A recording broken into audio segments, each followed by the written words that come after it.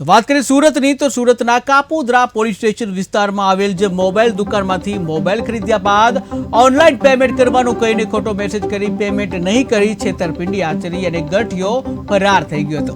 ત્યારે આ ગઠિયાને કાપોદ્રા પોલીસે ધરપકડ કરી છે કે જ્યાં આરોપી અમિત ભરત હિરપરાના જે નામે છેતરપિંડીનું કે જ્યાં શહેરના અલગ અલગ પોલીસ સ્ટેશનમાં 15 જેટલા ગુનાઓમાં નામ નોંધાયેલું છે કે જ્યાં અગાઉ કાપોદ્રા વિસ્તારમાં એક એસી ખરીદી દુકાનદારને પણ આવી રીતે ઓનલાઈન પેમેન્ટ કરવું એમ પેમેન્ટ નહીં કરી ચૂનો ચોપડ્યો હતો અને જેની ફરિયાદ પોલીસ સ્ટેશનમાં નોંધાઈ હતી। ત્યારે કાપોદ્રા પોલીસને ચોક્કસ બાતમી મળી હતી કે જેને આધારે આરોપીને ઝડપી પાડવામાં સફળતા મળી છે। ત્યારે આરોપીની સઘન પૂછપરછ કરાતા આરોપીએ અલગ અલગ જગ્યાએ છેતરપિંડી કરી હોવાનું પોલીસ તપાસમાં સામે આવ્યું છે, જ્યાં કાપોદ્રા પોલીસે આરોપીની ધરપકડ કરી અને તેની પાસેથી ગોદરેજ કંપનીના એસી જપ્ત કરવામાં આવ્યું છે। ત્યારે કાપોદ્રા પોલીસ દ્વારા અન્ય આરોપી વિરુદ્ધ અન્ય પોલીસ સ્ટેશનમાં જે નોંધાયેલા ગુનાઓને લઈને આરોપી ઉપરનો જે કબજો સોંપવાની તજવીજ હાથ ધરવામાં આવી છે।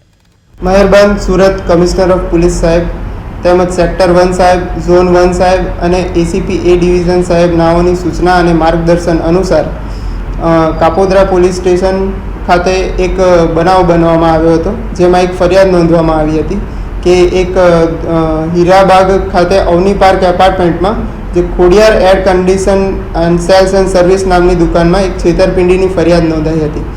જેમાં બનાવ એવો હતો કે એક વ્યક્તિ હતો જે આપણો આરોપી છે અમિત ભરતભાઈ હિરપરા, તેણે એર કન્ડિશનની દુકાનમાંથી એર કન્ડિશનર ખરીદ્યું, ત્યારબાદ પોતાના મોબાઈલમાં મોર્ફ કરેલી એક ઇમેજ બતાવી અને એક ખોટો મેસેજ બતાવ્યો કે પેમેન્ટ થઈ ગયું છે અને એના આધારે એસી ખરીદીને ત્યાંથી જતો રહ્યો હતો। અને ત્યારબાદ આગળ તપાસ કરતાં પોલીસ સતત આરોપીની વોચમાં હતી અને ગઈકાલે આપણને આરોપી પકડી પાડવામાં આવ્યો છે। આરોપી પાસેથી એસીની અમાઉન્ટ અને એનો મોબાઈલ બંને રિકવર કરવામાં આવ્યું છે। આરોપી પાસેથી એસી પણ મળી આવ્યું છે।